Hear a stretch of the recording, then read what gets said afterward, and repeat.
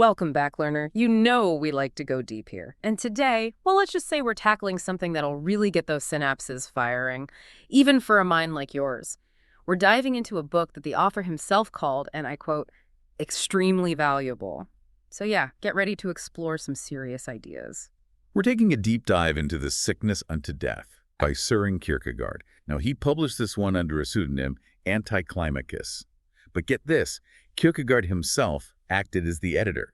And the whole thing was written incredibly fast, mostly in the spring of 1848, and then bam, published the next year. Yeah, talk about a burst of inspiration, right? I mean, that speed tells you something about how important this was to Kierkegaard. Absolutely. And Kierkegaard was known for writing these uplifting discourses, but don't be fooled by the title here.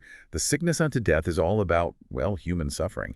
But even with that, he still meant it for upbuilding and awakening. It's not about bringing you down. It's about helping you see things in a new light. Okay, so learner, as we go through all this, remember, it's ultimately about understanding. So what are we focusing on today? Well, it's all about despair, as Kierkegaard saw it. We're going to unpack that, explore the different forms it takes, how it links to who we are at our core, the self, and what it all means in the grand scheme of things, the eternal. You ready for this?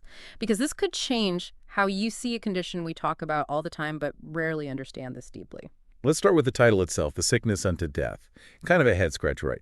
Learner, I'm sure you noticed the connection to that story of Lazarus in the Bible, the Gospel of John. Jesus says, this sickness is not unto death. But hold on, Lazarus actually kicks the bucket before Jesus brings him back. Kierkegaard is playing with that tension here. Like, he's throwing down a philosophical gauntlet right from the get-go. Jesus makes it clear Lazarus' death is temporary, just a setup for showing God's power. But Kierkegaard is pushing us further. Even if Lazarus hadn't been resurrected, would his sickness, even death, be the real sickness unto death in a deeper way? He's aiming beyond the body shutting down, that's for sure. Yeah, he's saying physical death isn't the end of the story. Kierkegaard argues that Christianity, with its emphasis on the human spirit, that part of us that transcends the physical, has pinpointed a miserable condition that goes way deeper than any earthly suffering. It's something man as such doesn't even know exists. That, learner, is the true sickness unto death. And he contrasts the natural man, someone who logically fears all the bad stuff in the world, like pain, loss, dying, and then the Christian view. Christians see a much bigger internal danger. What the average person dreads most, well, a Christian might see that as kind of surface level compared to this ultimate spiritual sickness. So it's all about perspective, right? The natural man is stuck in this limited box, only seeing threats in a certain way, while the Christian understanding opens up a whole new dimension of suffering. It's like comparing what a flat cartoon character worries about to what a real person living in a 3D world has to deal with. That's a good way to put it, learner. Yeah. The natural person is all about what they can see and touch. They miss this deeper vulnerability even while freaking out over smaller stuff. They're worried about the wrong things, haven't figured out where the real danger lies. Okay, so we know this sickness unto death isn't about actually dying. What is it then? Kierkegaard says despair isn't the fear of death, which, come on, is pretty natural, but the inability to die spiritually. Whoa, that really makes you think about what despair even means. It does. Picture someone who's terminally ill, fighting death but finding no escape. Now ramp up that torment to the spiritual level. Imagine a state where even death, the ultimate end, offers no peace, no way out. It's this awful image of being stuck in eternal spiritual pain. If you're only thinking about the material world, that's bleak, man. I can see why someone might find that super depressing. And Kierkegaard knew that, but he argues it's not depressing, it's actually elevating. Why? Because it tells us that every human being is under this destiny, this highest calling, to become spirit.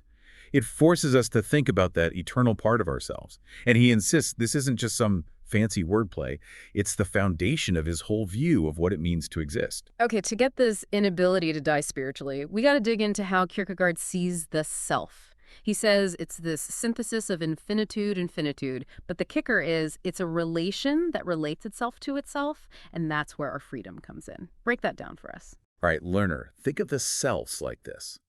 It's where our limited earthly existence, our finitude, meets our infinite potential, our connection to something eternal. And these two sides aren't just opposites, they're in this constant back and forth. The key is that the self is aware of this dance, it's actively involved, and that self-awareness, that relating to this mix within us, that's what makes us free. It's the power to choose how we handle this tension. And from this idea of the self, Kierkegaard finds all these different forms of despair. He says we can only really understand them by looking at their opposites. So let's jump into those. First up, infinitude's despair, which he says is basically a lack of finitude. How does that play out in real life? This is when the self loses its grip on reality, floats off into this fantastic realm, as Mm. Kierkegaard calls it. It's all about an imagination running wild, what he calls fantasy. The self basically evaporates, loses its anchor in the real world. The lines get blurred. It dissolves into endless possibilities. So it's like getting so lost in your head that you forget where you are, who you are. He says this can affect our feelings, knowing and willing. How does this detachment mess with those things? When feelings get messed up in infinitude's despair, it becomes abstract sentimentality. You feel stuff, but it's not connected to any real person or situation. It's like vague emotions pointed at ideas like humanity, but with no personal investment, no real experience behind it. And knowing, it becomes inhuman knowledge. You might gather tons of facts and theories, but it doesn't make you understand yourself better or do anything practical. You're just hoarding information without letting it change you. That makes sense. It's like the difference between reading about being kind and actually being kind to someone. The knowledge stays outside, doesn't touch who you are. What about willing in this type of despair? Well, willing can either actively dive into these fantasy scenarios or just passively get swept away by them. Either way, the person is basically living in their head, always keeping their distance from their true self and the demands of real life. Kierkegaard talks about this fantasized religious person who's so consumed by the idea of being before God that they lose it, can't deal with being a limited human facing something infinite. The infinite just crushes their finite self. Yeah, that's a good picture of what happens when the self gets swallowed by its own potential, loses its grip on reality. Now let's flip it. Finitude's despair. That's when there's not enough infinitude. Sounds like a life with no ambition, no connection to anything beyond the everyday grind. You got it. Kierkegaard calls this spiritless, dull, and pedestrian. It's like they don't have the imagination to grasp the eternal. They're just content with what's probable, stuck in the same old routine. He links this to that Philistine bourgeois mentality, so wrapped up in the little things that they can't see God or anything deeper within themselves. Their whole world shrinks down to what they can measure and control. So these are the people who completely lose it when something unexpected or really deep happens. Their little worldview can't handle the complexity of life. Exactly. When they encounter something beyond their narrow, practical understanding, they fall apart because they don't have the inner resources, the infinitude, to deal with it. They're all about the finite, so when that fails them, they're left with nothing. Next up, we've got possibilities despair, which comes from a lack of necessity.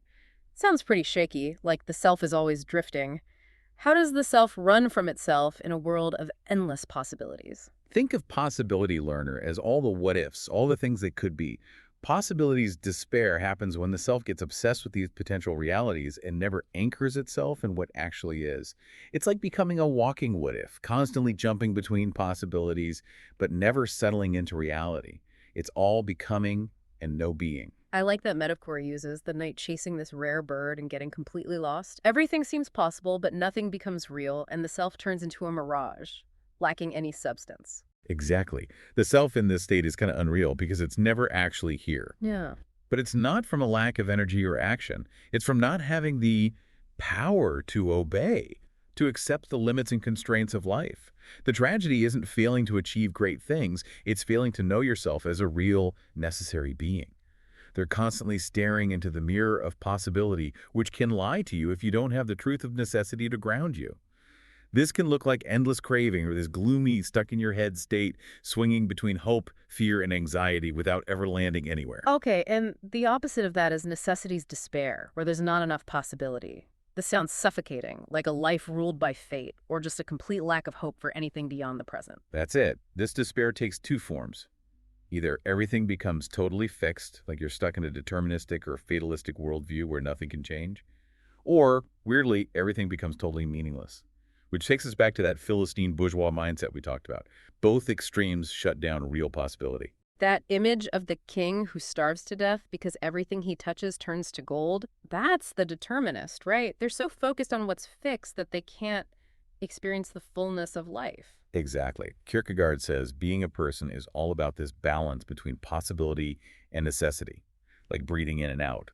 The determinist suffocates because they try to live on necessity alone without that life-giving possibility.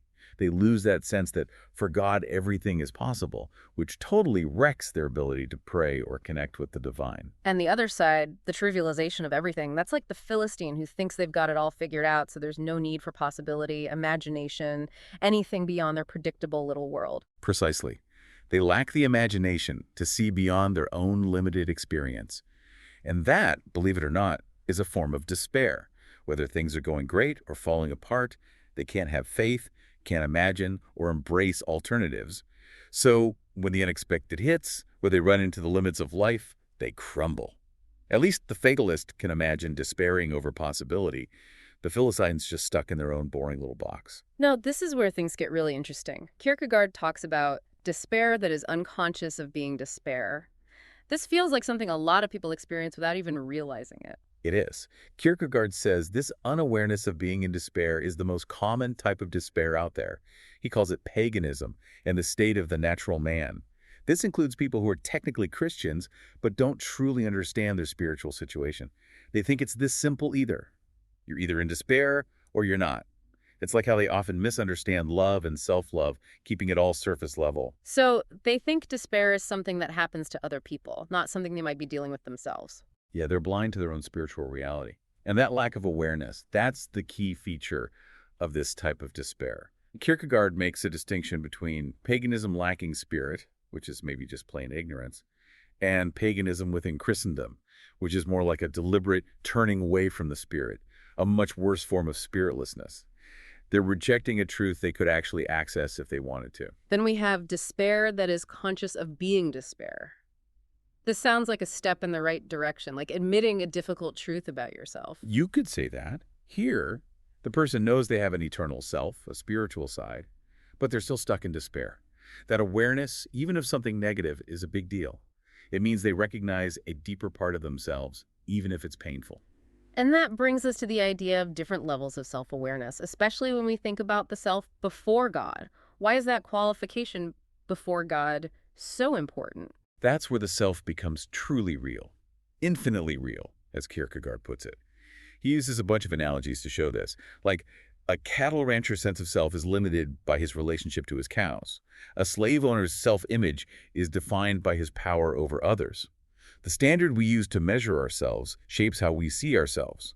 But when God becomes the standard, it puts this infinite accent on the self. Like that example of the simple laborer being offered the emperor's daughter's hand in marriage. That's a huge leap in status, right? It shows how the standard of measurement changes everything. Exactly. The standard we use literally defines what something is. To stand consciously before God is to be measured against an infinite standard. That gives the self this incredible and maybe scary sense of its own existence and its ultimate responsibility. Now we're getting into some deep theological waters. Despair is sin. Kierkegaard says that in Christianity, despair isn't just a feeling, it's a serious offense, a sin. This goes against the idea that sin comes from ignorance, right? Right. Kierkegaard says Christianity teaches that sin is a choice, a knowing refusal to understand or do what's right. It's not just about not knowing enough, it's about the will. He uses these funny examples of people who understand things like self-denial or Christ's humility but live the exact opposite way. They get the idea, but they don't want to actually do it. So just agreeing with something isn't enough. You got to actually live it out. And what about that Socratic ignorance he talks about in relation to Christianity? Yeah, he encourages this God-fearing ignorance. It's about recognizing that our human brains can only go so far when trying to understand God. It's about protecting faith from getting too arrogant and remembering that God is totally different from us. It's not about being stupid. It's about knowing when to step back in the face of the divine mystery. And this leads to the idea that sin isn't just a lack of something or a weakness, but a choice, a stance we take in relation to God. Right. This fits with traditional theology. Sin isn't just something missing, it's actively going against the good. It's a position you choose before God. And then he gives us the full definition of sin. Before God, in despair not to will to be oneself, or in despair to will to be oneself, after being shown by revelation what it means to be your true self in relation to God. It seems strange then when he says that sin, in this specific Christian sense, must be rare since unconscious despair is so common. It's a paradox, and it's on purpose. Sin, as Christianity defines it, requires you to be aware of your spiritual self and God. Unconscious despair, while it's everywhere, doesn't meet that standard for sin in its deepest, most theological sense. It's like a problem that hasn't reached the level of a conscious rebellion against God. Then we have despair over sin, which sounds like despair getting even worse, like digging yourself deeper into a hole. It's like trying to survive spiritually by sinking further into despair. He uses the analogy of a hot air balloonist who throws valuable stuff overboard to lighten the load and go higher. But someone in despair over sin throws away the good stuff, thinking that'll help them, even though it actually makes things worse. He quotes Macbeth to capture that feeling that life loses its meaning after you despair over sin. You lose your connection to grace, and even to yourself. And lastly, we have despairing of the forgiveness of sins, which Kierkegaard calls offense. He says this is one that people really get wrong. Yeah, especially when ethics aren't taken seriously anymore. It's weird, but sometimes not believing in forgiveness is seen as being deep or morally superior. But Kierkegaard says this sin is about being offended by the very idea of God forgiving us, especially through Christ. It's rejecting grace itself. He really emphasizes that Christianity is about the single individual facing sin and judgment, not like those philosophies that focus on the group or the abstract. Exactly.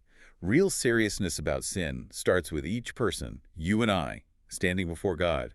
And God is the ultimate judge, seeing each person for who they are, unlike human systems that struggle to judge fairly. That image of the murderer on the train carrying his own guilt with him, that's powerful. It shows that we can't escape our individual responsibility before God. And that possibility of being offended, that stumbling block in Christianity, it's actually important. It protects the idea of God being totally different from us. Exactly. It's this essential tension that keeps us from getting too cozy with the idea of God becoming human. It forces us to confront the radical, maybe even shocking nature of what Christianity teaches. So you can't just ignore the message of Christianity. You have to take a stand. Right.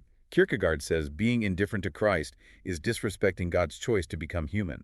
It's not something you can just brush off. It's about the earnestness of existence itself. It demands a decision, a shall from each of us. Well, learner, I hope this deep dive into Kierkegaard's The Sickness Unto Death has given you a much richer understanding of despair and the depth of his thinking. It's definitely a book that keeps you thinking long after you finish it. Absolutely. We've seen how despair, according to Kierkegaard, is not just a fleeting feeling, but a fundamental disconnect within ourselves, showing up in all these different forms because of imbalances in our very being. We've also explored how true sin, from a Christian perspective, is about consciously despairing before God, often by refusing to accept our true selves in relation to Him. So thinking about how Kierkegaard emphasizes the individual facing God, it makes you ask yourself some tough questions. How might understanding despair and sin in this way change your own sense of responsibility, both to yourself and to something bigger? That's something worth thinking about long and hard. Thanks for joining us on this deep dive. It's been quite a journey.